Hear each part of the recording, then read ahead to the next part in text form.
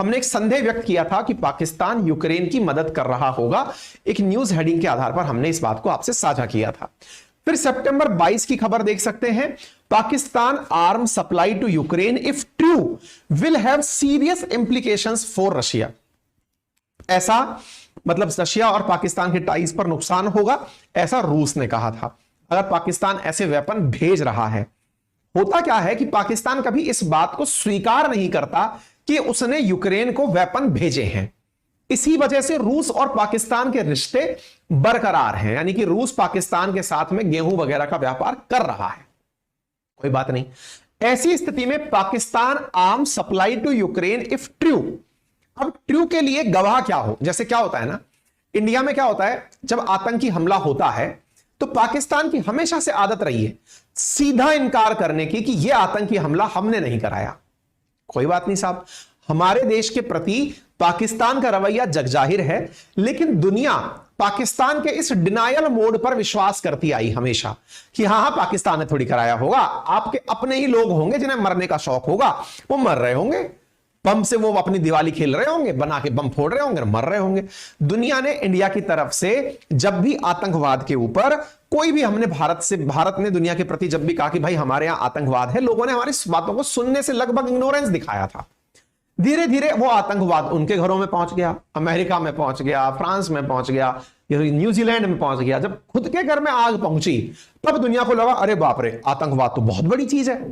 अब ऐसी स्थिति में लोग जिस बात को स्वीकार नहीं करते, ऐसे ही हमारा प्यारा देश, साथी सहयोगी हमारा रूस, उसे लगता था कि यूक्रेन में पाकिस्तान वेपन थोड़ी सेंड कर रहा होगा, हमसे गेहूं खरीदता है, गेहूं के तो लाले पड़ रहे हैं इनको, लेकिन ये वेपन थोड़ी ना कर रहे होंगे, बेच रहे होंगे। भाई साहब, जिसके पास है ही नहीं कुछ तो बेच के पैसे कमाएगा ना। जब किसी की दरिद्रता आती है तो वो बर्तन तक बिकने पे आ जाते हैं, बर्तन भांडे सब बिक गए। ऐसी स्थिति में सवाल यह था कि क्या पाकिस्तान ने अपने बर्तन बेचकर, जो उसके वेपन्स थे उनको बेचकर यूक्रेन से पैसे वैसे लिए हैं या दुनिया के किसी देश से पैसे लिए हैं? पाकिस्तान मना करता रहा, नहीं नहीं नहीं सर, हमने ऐसा कुछ किया ही नहीं। लेकिन दुनिया भर में खबर आती रही, जैसे Pakistan ship arm to Ukraine in vessel bearing US flag, 15 March 2023 की आप खबर देख रहे हैं। इंडिया तो पूरी तरह से ये जानकारी निकालता आया है कि देख लो, पाकिस्तानी लोग अपने सामान भेज रहे हैं और बकायदा अमेरिका का झंडा लगाकर, ताकि ये लगे कि अमेरिका का माल आया है और सामान भेजा जा रहा है। कैसे कैसे?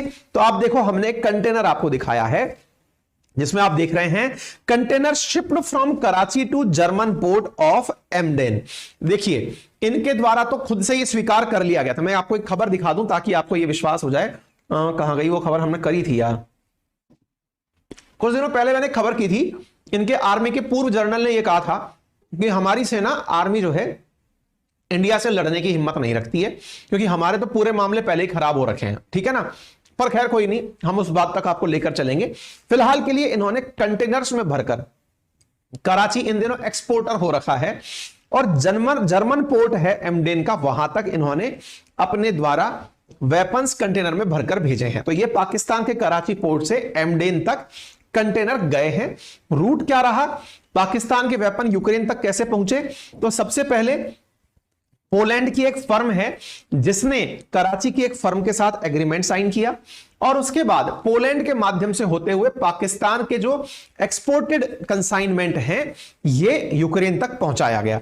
और इस पूरे काम को करने के लिए कनाडा की एक कंपनी जो है वो इन दोनों के बीच में लाइजन का काम कर रही थी। खबर निकल कर आती है 10 अप्रैल 2023 की, Pakistan to ship 230 containers of defence item to Ukraine in April. 230 container weapons के जो हैं इन्होंने भरकर किसको भेजे? यूक्रेन को भेजे। कोई बात नहीं साहब, पहुंच गए, बात सबको पता होंगी। पर सबसे बड़ी बात यह है कि मरता क्या नहीं करता। पाकिस्तान अपने वेपन बेच रहा है, दैट मींस उसको समझ में आ गया है कि इन वेपन्स को यहां रखने का कोई फायदा नहीं है, चलेंगे तो वैसे भी नहीं। ये अक्सर हम कहते आए हैं, लेकिन रिसेंटली एक न्यूज ऐसी आई जिसने लोगों को सच्चाई से साक्षात्कार करा दिया। अक्सर जब हम कोई न्यूज लाते हैं तो लोगों को लगता है तो पाकिस्तान को ट्रोल कर रहे हैं। आज जो हम खबर लाए हैं ये पाकिस्तान में, इंडिया में छपी हुई खबर नहीं है, दुनिया की खबर है। क्या है, इधर आइए। Pakistani rockets not of good quality, ऐसा यूक्रेन की सेना का कहना है। Poor quality Pakistani ammunition handicap Ukraine soldier on Bakhmut war front. Bakhmut war front क्या है? एक क्षेत्र जहां पर यूक्रेन और रूस की सेनाएं आमने सामने आ रखी हैं। उस वार फ्रंट पर उपस्थित सैनिकों ने कहा है कि साहब इनके जो वेपन हैं वो एकदम पुअर क्वालिटी के हैं। आप इधर देख सकते हैं, made in Pakistan rocket providing to push in Ukraine war, Zelensky army raising threat of defeat. इसकी वजह से जेलेंस्की की सेना को हारने का डर सता रहा है कि बोले भाई साहब अगर यही हालात रहे तो हम सरवाइव नहीं कर पाएंगे, हमारी हालत खराब हो जाएगी। यह बात निकलकर कहां से आई? अब मैं बताता हूं क्या हुआ। असल में 3 दिन पहले बीबीसी ने एक आर्मी कमांडर का, जो यूक्रेनियन आर्मी का कमांडर था, उसका इंटरव्यू कंडक्ट किया। इंटरव्यू कहां पर कनेक्ट किया? तो असल में बैकमुट नामक स्थान है यूक्रेन में, जहां पर रूस और यूक्रेन की सेनाएं आमने सामने लड़ाई लड़ रही हैं। आमने सामने जहां लड़ाई लड़ रही हैं वहां पर इंटरव्यू बीबीसी ने कंडक्ट किया एक आर्मी कमांडर का। उस आर्मी कमांडर से इंटरव्यू में पूछा गया और वो आर्मी कमांडर जो है उसने अपने द्वारा जो बातें बोली वो मैं आपको बीबीसी की कटिंग में सुना रहा हूं। बीबीसी जो कि एक यूके बेस्ड मीडिया चैनल है, वेस्ट की बातें लिखेगा, लेकिन उसने पता नहीं ये बात कैसे लिख दी। जरा इधर देखिए, वो जो आर्मी कमांडर है उसकी बात सुनिए। 1 साल पहले, ये व्लादिमीर, वो आर्मी कमांडर का नाम है, या व्लादिमीर जेलेंस्की, व्लादिमीर पुतिन, 1 साल पहले हम एक ही बार में 40 रॉकेट दागते थे। Now they can only afford to fire a few at a time at Russian targets. मतलब इससे अंदाजा लगा लो कि इनके पास में एम्यूनेशन यानी कि वेपन्स कितने कम रह गए। एक समय था बैरल के अंदर 40 की 40 रॉकेट एक बार में डाले, बटन दबाया, 40 की 40 रूस की तरफ जाकर गिरे, यानी कि रूस जहां सेना लेके खड़ा है वहां गिरे। आज स्थिति यह हो गई है कि वहां पर रॉकेट डालने के लिए नहीं है, थोड़े थोड़े रॉकेट डाल करके बस फ्रंट पर खड़े होकर काम किया जा रहा है। ऐसा एक आर्मी कमांडर ने बीबीसी को अपने इंटरव्यू में बताया और कहा हमारे पास पर्याप्त मात्रा में एम्यूनेशन नहीं है।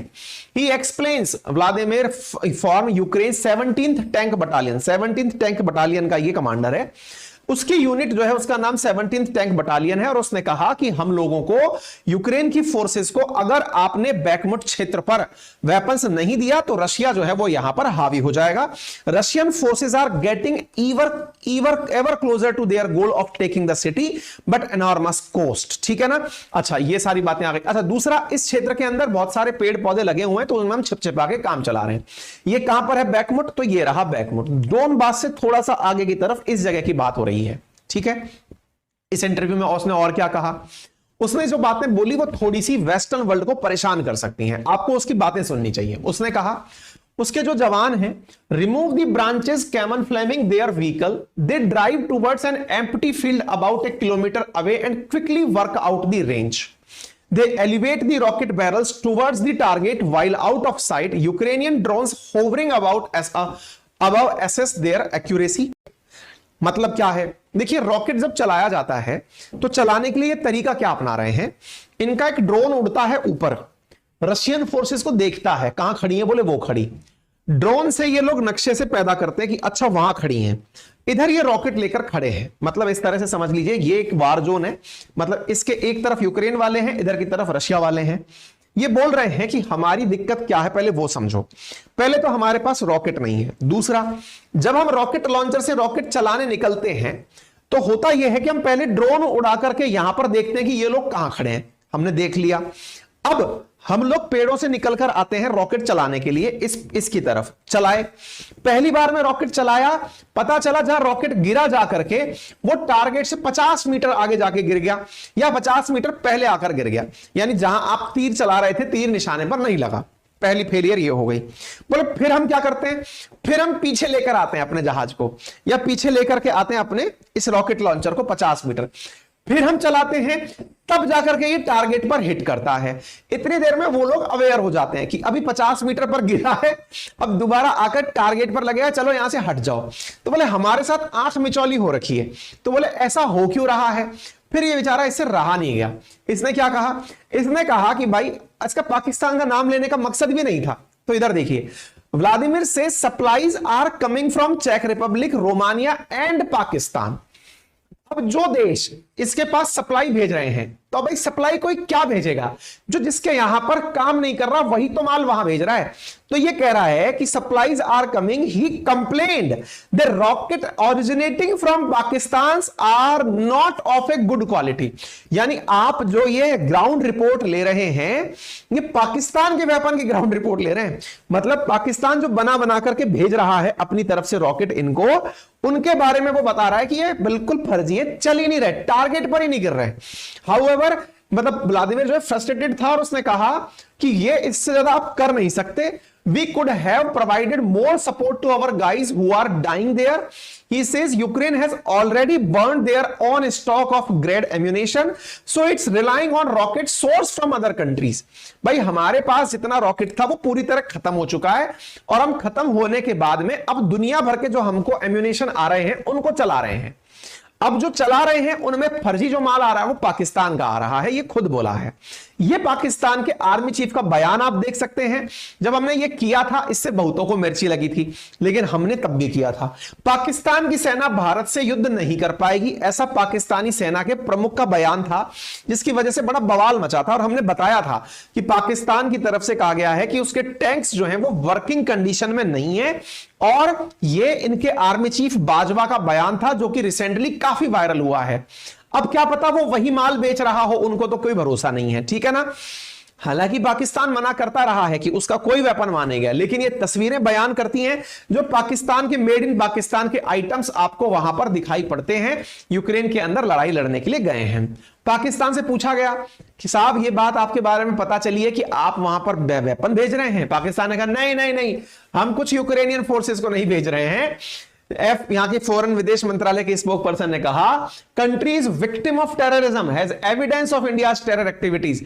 हम तो आतंक के शिकार हैं, इंडिया ने हमारे यहां आतंक फैला रखा है। ये वो कर रहे हैं जो इंडिया 25-30 साल पहले कर चुका है। अरे भाई हम रियल में विक्टिम थे, तुमको दोषारोपण किया।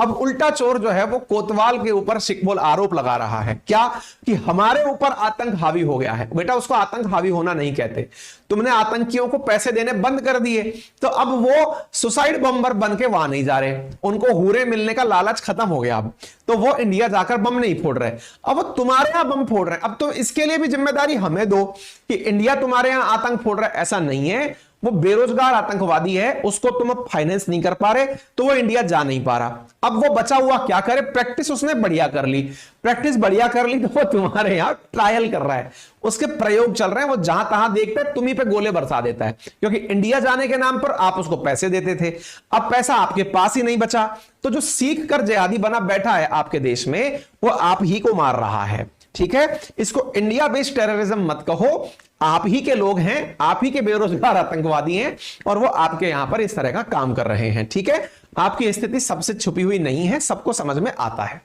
फिर भी आपके दिमाग में सवाल बनेगा, लेकिन सर पाकिस्तान ने एक्सपोर्ट तो किया ना उसको। बिल्कुल, इनका प्यार आज का नहीं है, पुराना है। कैसे? देखो, Ukraine to supply Pakistan military with Mi-17 helicopter engines and spares. कहानी क्या है आप इधर देख सकते हैं, 27 अप्रैल की कहानी है। यूक्रेन ने कहा है कि देखो आपके पास जो Mi-17 हेलीकॉप्टर है उसके जो स्पेयर पार्ट्स हैं वो हम आपको भेज देंगे। इस प्रकार से इनके बीच मित्रता चल रही है। ये रॉकेट भेज रहा है, उधर से हेलीकॉप्टर को सुधारने का माल भेजा जा रहा है। आप पूछेंगे Mi-17? जी हां, ये एक ट्रांसपोर्ट हेलीकॉप्टर है, सोवियत रूस मेड है। यूक्रेन में भी इसका इस्तेमाल होता है, दुनिया के 60 से ज्यादा देशों में इसका इस्तेमाल होता है। 12,000 से ज्यादा देश इसका 12,000 से ज्यादा अभी तक हेलीकॉप्टर इसको दुनिया भर में यूज हो रहे हैं, 60 देशों में यूज हो रहे हैं।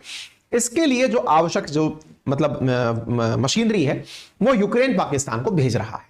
तो कुल जमा बात यह है कि जो व्लादिमीर की बात है इसको सभी लोग मान लो। We are worried our western allies are getting tired of helping us. ये फ्रस्ट्रेट होकर बोल रहा है पाकिस्तान के तो फर्जी निकल आए, और जो पश्चिमी देश हैं अब वो भी हमारी मदद कर करके थक चुके हैं।